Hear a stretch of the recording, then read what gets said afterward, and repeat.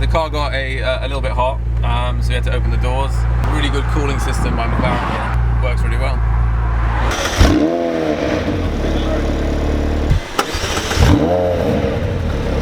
Yeah, it's still coming out.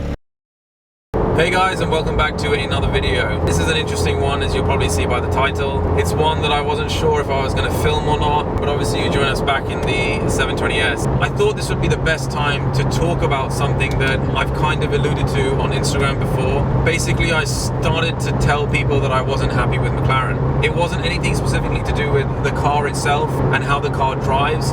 I think that nobody can fault the way this car drives. It's a fantastic drive. It's so fast.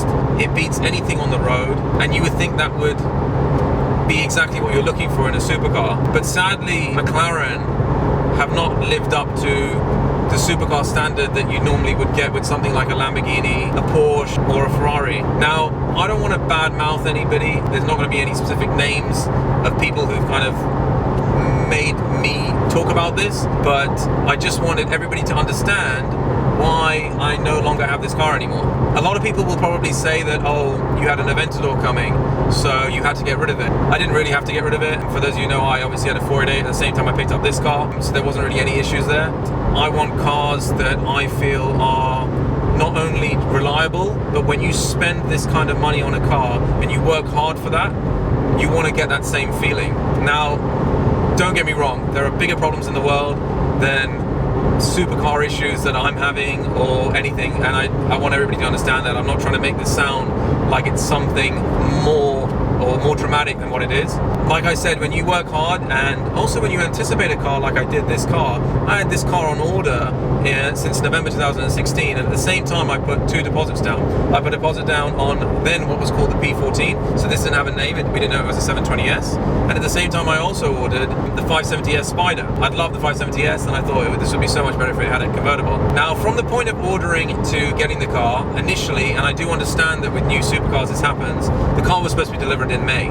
It didn't come in May because there were delays and there were some issues, and we don't really know what those issues were. We were just told that, listen, the cars are going to be delayed. But I had heard some things about something to do with the sat-nav or some overheating problems with the cars. Now, when I actually took delivery of the car, it ended up being end of July, so nearly August time, so obviously months after I'd expected it arriving. You guys saw from the collection video, which is of course my first YouTube video, that I was super excited about it. I was excited about the fact that it was a black car, there was no other one out there, it was a performance spec, it had everything on it. For the first week or so, that was the feeling. You guys know I took it to Silverstone, I tracked it, and I put a lot of miles on the car for what you would normally compare. I didn't drive it around London too much, I think I drove it once or twice, but I was driving this car out on the country roads, taking it on track, doing the things that you're supposed to do with a car like this, especially when it has all the things like the track telemetry pack, so we were trying to use that to kind of record on the track.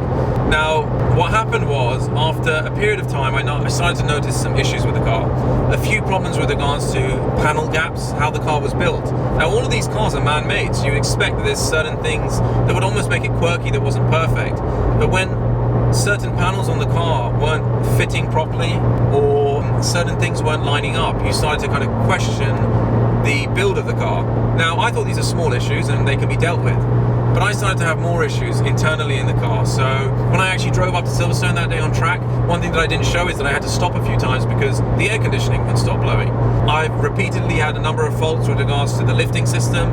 The lifting system stops working. Is there something about suspension regrading? I know that McLaren is a young company. I know that they're still finding their way, and I really wanted to support that by buying one of their cars, and they were great with me in terms of getting me a very early car, and I thanked them for that, and I really appreciated it. And I said, listen, I'm going to show this car, give it a lot of exposure, content, whether it's on Instagram or YouTube, so people know about it. And I know a lot of people who obviously seen me with the car have come and spoken to me and said, listen, we didn't know how great the 720S was until we actually seen some of the stuff that you were doing, which was great to hear. But when you start having these kind of issues, you start to lose faith in the car. And when you're driving a car that's of this value and with this kind of performance, and you're not a racing driver, you basically want to be focused on just driving the car and not worrying about all these other issues that are going to be coming out. And I mean, look at it. Still, when I drive it and you hear the performance of the car, they've definitely improved things like the exhaust and everything. But sadly, I don't have the confidence in the car that I feel like I should have. Now, probably when you're seeing this video, probably seen me in the Aventador S, how much I'm enjoying it as well. And I know that because I've actually driven the car before. So I don't want this to come across as me slating McLaren. I've left it on good terms with them. I just want people to understand why it is that I don't have the car anymore, and not to think, and I'm sure there's people who are going to say it anyway, which is fine, to think that I've flipped it or that it's just gone somewhere else and I'm just buying the cars just to make money on them. That's not that important to me. I've explained before, when you're buying cars, you have to be sensible and you have to think that, is this car going to kind of hold its value? Because when you're buying a car, and if you're buying it on finance, you obviously put a deposit down, and when you put a deposit down and you're borrowing the rest, you want to get that deposit back so that you can move it into another car as well. And the problem is just that when you start having these issues with cars like this, people start to find out about it. It can sometimes also affect the value of the car. And I want to be able to continue to buy cars and move on buying the newer cars that come out, and even potentially buying some of the older cars. But the only way I can do that is obviously by moving from certain car to certain car where you're not going to take a massive depreciation. There's a ton of cars out there that I love.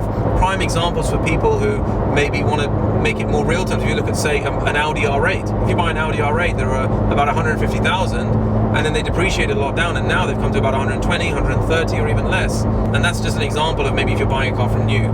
I just want now for people to kind of really understand that this car I genuinely did love, and hopefully you saw the things that I was doing with it just over the short period of time that I owned it was things that I had planned. I had planned trips with this car, planned to put it on trailers, take it into Europe, because that's the whole point of this car.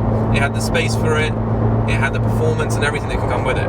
Now, just so anybody who has these cars going forward, I think McLaren are going to sort out these issues. I think they're going to iron out all of the problems, and eventually, maybe, hopefully, I could maybe own one maybe going into next year. I think that even people that are going to get their cars, have got one on order, they're going to love the cars, because I genuinely think McLaren will iron out these problems. Maybe it was a black shadow over the fact that I got an early car, which was a great thing because it meant that I was managed to get the car early, but at the same time it meant that I had to maybe go through some of the problems that others may not have to afterwards. For me, it had ruined the experience of owning the car. But like I said, in terms of everything that I talked about the car and how it drives and how it feels, you cannot match this car. I've said it before in terms of speed. The build quality in terms of the interior and just the seats and everything is great. The Alcantara everywhere is fantastic. Most of the things work, apart from, of course, some of the software issues that I've talked about. But otherwise, I just wanted you guys to have a clear understanding about what happened to this car, and not just it kind of disappeared and I moved on to the S and everybody forgot about it. I hope that makes sense to you guys, and I hope you appreciate my decision. If you don't agree with it, then I understand. Let me know what you think I should have done. Should I have held onto the car? Should I have just waited for them to iron out the issues? Or do you think I made the right decision by moving on? I'd love to own a McLaren in the future. I think what they're doing is fantastic. And like I said, the relationship with them is still great. So anything that's coming hopefully next and they've ironed out these issues, I'm really looking forward to it. Nobody can say that what they're doing right now isn't actually leaps ahead of what any other car manufacturers are doing. So let's see. Hopefully in the future I'll be back in a McLaren, and I'll be bringing the content to you guys as well. Let me know what you think in the comments below. Please like and subscribe as usual. Thank you for the support so far. Let me know what you want to do with the Aventador, if you want me to do anything special, and also, of course, the Hurricane Performante coming. But speaking of the Aventador S, I need your guys' help. I want to take that car and put it onto some really fun roads. Now, I will be driving it, of course, around and about, which I normally do, but I want to be taking this car into Europe, and I also want to be taking it around the UK. So for all the people who know the roads, probably better than me, I know about some obvious ones. There's a very cool road in Norway. I think it's called the Great North Road, which is something that I'm trying to work on to get the car there. I know there are incredible roads in the UK. So obviously based in the Wales area, up north, I'll be transporting the car around because obviously I don't want to do a lot of motorway mileage, which is exactly what I'm doing now in the 720S. But I really want to get that car out onto some cool roads for some photos, some video content, and honestly just to enjoy the drive. I obviously have the GoPro on my forehead for the driving point of views and the angles that we had before. But let me know in the comments. Tell me about some roads, maybe chuck some links in as well to some roads that you guys know about. That would be quite cool. And hopefully we can start getting the car out there and getting some good content. I hope you guys enjoyed some of the videos that you've seen before, especially the travel ones. I'm going to be doing a few more as well, so I'll see you guys in the next video.